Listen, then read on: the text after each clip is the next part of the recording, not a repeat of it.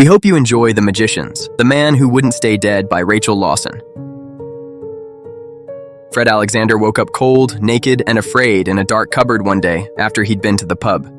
He thought he must have been really drunk to be like this, and wondered if he'd done something stupid. Fred, being an enchanter, tried to leave with magic without opening the door. Being naked, it would look a little odd to just stroll outside. Realizing someone had cast an entrapment spell on it. It wasn't one of his kind, the magicians, it was more likely a human. It was clumsy, but effective. Fred realized it was a trap, and he couldn't escape. Fred saw blood on the floor, his blood. He was confused and scared. Fred looked at himself. He was unharmed. He thought he must have died, as his body healed itself when he died, and it returned to life, unlike the rest of his kind. A man opened the door of the cupboard expecting to see a corpse. Outside there was a table of tools to cut up the corpse and dispose of him. The man looked at him and was confused and angry. "You're not dead?" the man said.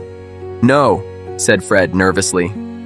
The man stabbed Fred in the heart, and the bleeding Fred dropped to the ground dead.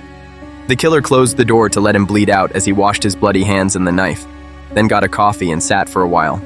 The killer came back, sure his victim would have bled out and wouldn't make too much of a mess. He opened the door, looking at the floor to see a lot of blood and his victim's feet. "What?" the killer said, looking up. "I'm still here," Fred said nervously. "What are you?" asked the killer. "Not dead," Fred said nervously. "I'll fix that," said the man, killing Fred again, stabbing him in the guts, leaving him to die again, closing the door. Coming back a while later with an axe. Talking to the door. "If you're not dead, you'll want to be," said the killer to the door before he opened it, expecting to find his victim alive again. He looked inside and found Fred lying bled to death on the floor, dead. So the killer picked up the tall, slippery, bloody corpse out of the cupboard with effort. He put him on the table and prepared to cut up the body. The killer raised the axe over the neck of the corpse. It didn't hit the corpse's neck, it hit something else. The confused killer tried again, but it stopped again. The killer suspected something fishy. "What's going on here?" said the killer, frustrated. "The thing that..." Stopped, the axe appeared. It was made of metal and had a wooden handle. "What?" said the shocked killer, seeing a stranger. "Are you here to take him?" "No," said the stranger. "Why did you kill him?" "He was the leader of an alien hive," said the killer. "Leader of what?" "Does that look like a queen to you?" said the disgusted stranger, pointing at the corpse. The killer looked at the blood-stained body. It was obviously male. "No," said the killer. "He was a king and emperor to the hive." "Isn't that the same thing?"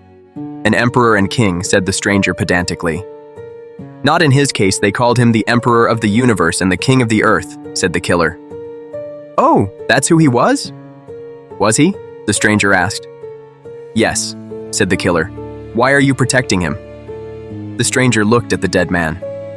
"Maybe I knew him in another life," said the stranger. "Who are you?" asked the killer curiously. "I'd rather not say," said the stranger. "Maybe I'm his bodyguard." "What use is a dead alien? Let me dispose of him," said the killer. "I'd rather you'd not hack him up," said the stranger. "Misguided loyalty," said the killer. "No," said the stranger, who disliked zealots like this killer, who he was tired of and knew he knew too much to live. But the stranger could not do anything yet. If he removed his weapon, Fred would lose his head. They knew they were in a stalemate. If one of them removed their weapon, the other would strike. They stood like that for an hour, chatting, neither flinching, waiting for the other to grow tired, to no avail. 5 hours passed, and they grew tired. They were hardly able to keep their weapons' arms still. They grew shaky on the 6th hour. The killer grew drowsy and dropped his axe as he dozed off. The stranger walked over to the dead man, touched his chest, and melted into the corpse, which promptly healed and came back to life. Fred sat up, disoriented, and saw the killer, knowing sadly he must die. No one could know about his afflictions of having a grim reaper, the stranger, as a soul, and his dying and coming back to life would bring down his empire. A dead man, or a living dead man, could not be emperor. Fred sadly slew his killer and dismembered him with the skill of a former coroner, which he was, and disposed of the body, praying not to get caught as a killer and the disposing of the body. He wasn't, and told no one of the kidnapping and killing.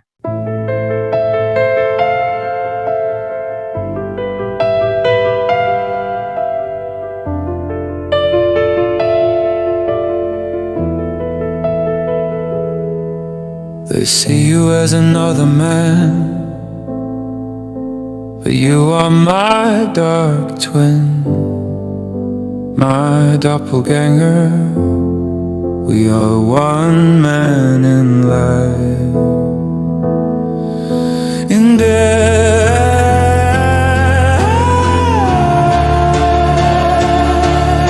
they can't know I am you, or the universe will fall into anarchy. We are two emperors, one who fell and one before a great fall. We cannot be found out by them as one man for the sake of all. We are neither dead nor alive. We are something in between. An emperor cannot be founded. He would be no emperor at all. It would bring the end of the universe in wars. If we are caught, we would be called a puppet zombie emperor again. Like before, we cannot fall again. Not now, not now, not again. Not as me. They know you as the king of death and me as the emperor of the universe.